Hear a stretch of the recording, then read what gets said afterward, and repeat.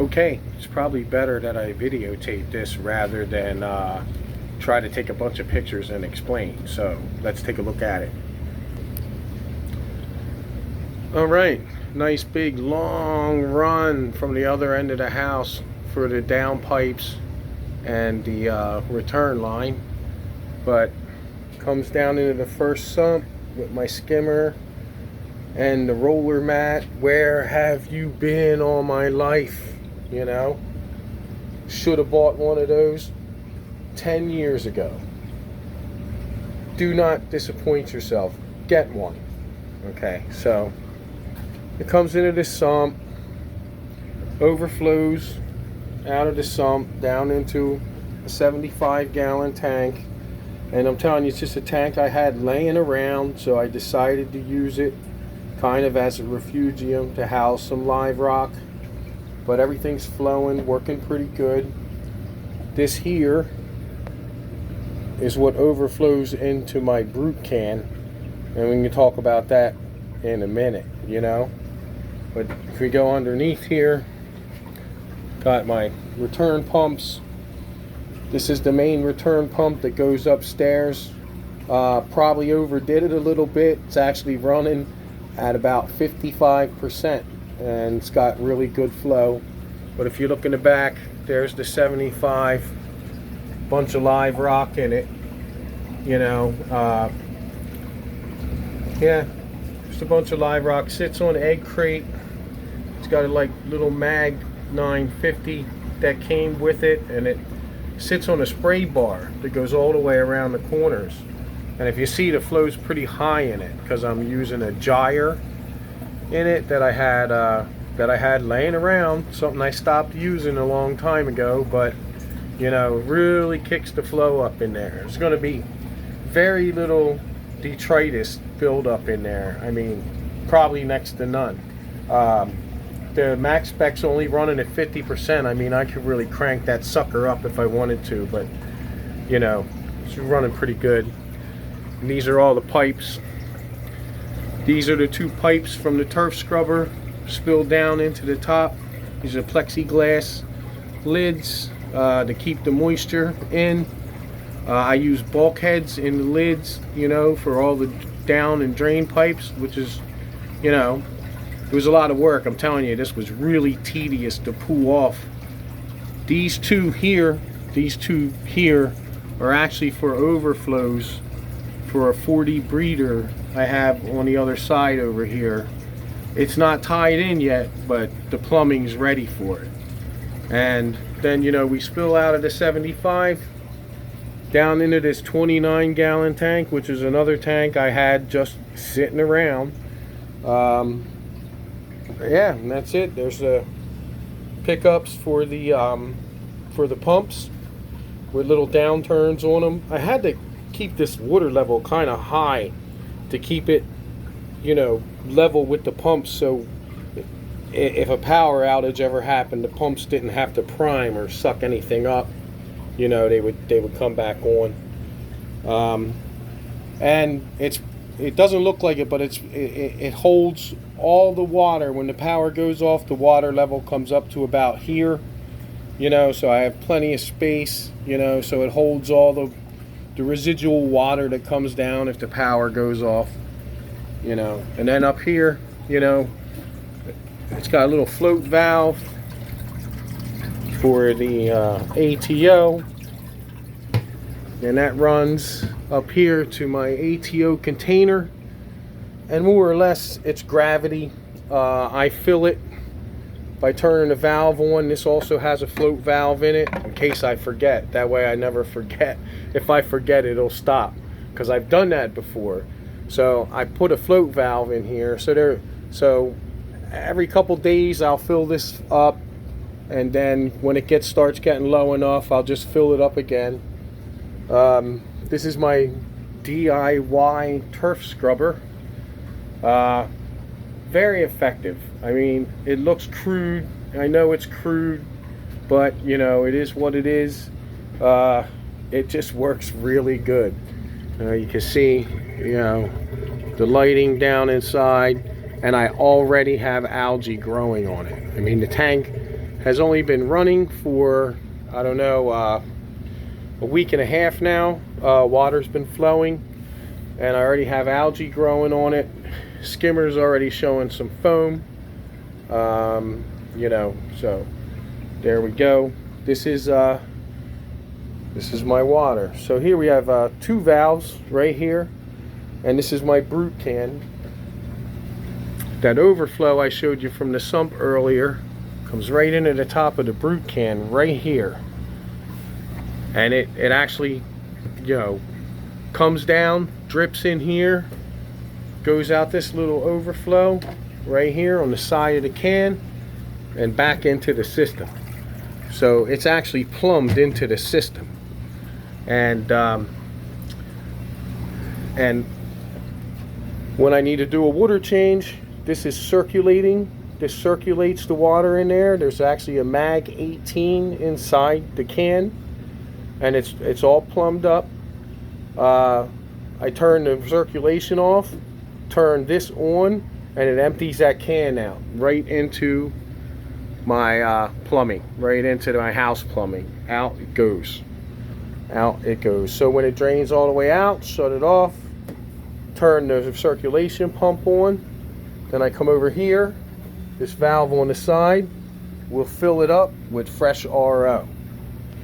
So and I actually fill it up with fresh RO.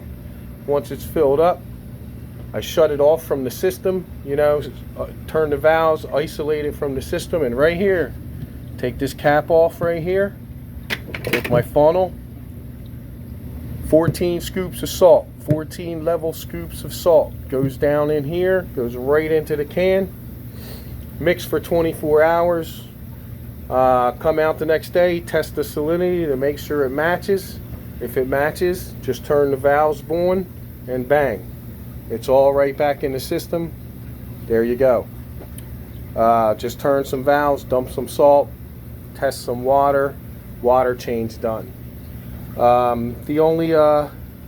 The can's on wheels, the brute can, and we know, everybody knows how dirty cans can get, you know, from putting salt in them. So, you know, it's really simple. It's just, I get a new can, drill 2 holes, you know, put my bulkheads in, blah, I'm up and running again. So I figure I'll change the can. I'm going to check the can in about 6 months and see what it looks like. If it looks good, I'm going to keep running it. If it looks bad, I'm going to change it, put a new one in, and then eventually I'll figure out how many times before I have to get a new one or clean it out. I don't know what to expect from it yet, so we'll see. It's a work in progress. I hope it works out for me, so we'll see. But that's basically, you know, my setup. And this was my setup a long time ago, but not like this. I had a basement some, but not with these components. So I literally had to fit these components to what I already had, which was really tedious, but, you know, blah, blah, blah. But here it is. It's up and running. I'm very happy with the way things are going. Everything's moving real smoothly. And plus, once I fired up this system, 0 leaks. There were 0 leaks. So over here, this is my 4D breeder. This is an established tank. I've had this tank running for 4 years now.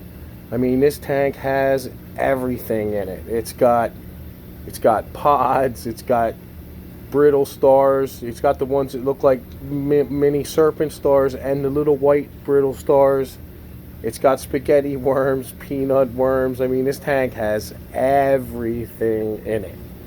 So this is the tank I'm ready to tie into the system when I'm confident the system is ready.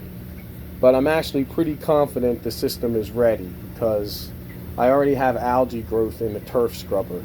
And that might be surprising after just a week and a half, but the tank's been seeded with live rock.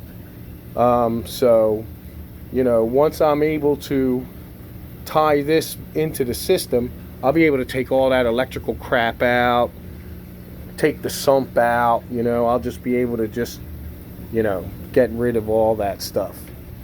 So come over here. This is my actual temporary tank. You know, it's a kick butt tank. I really got it dialed in. I'm hoping the same success, you know, transfers upstairs. Surprisingly though, this might surprise a lot of you, this system is run off a wet dry. Literally a wet dry. And I know how people say they're nitrate factories, but I don't want to make fun of anyone, but the only nutrients in your systems are what you put in them, not what some you know, filter makes. You know, this is proof in the pudding right here. I mean, there are some nice corals inside this tank. You know, from torches to hammers.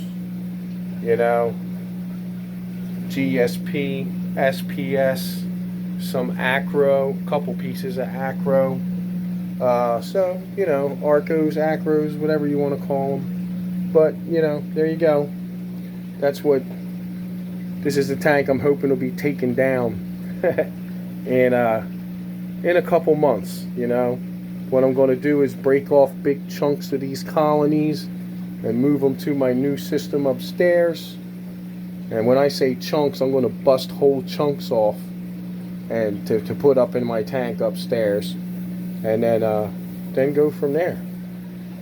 So, you know, this is my other turf scrubber, and I just slapped this one together real quick because the other turf scrubber on the new system is what was on this system.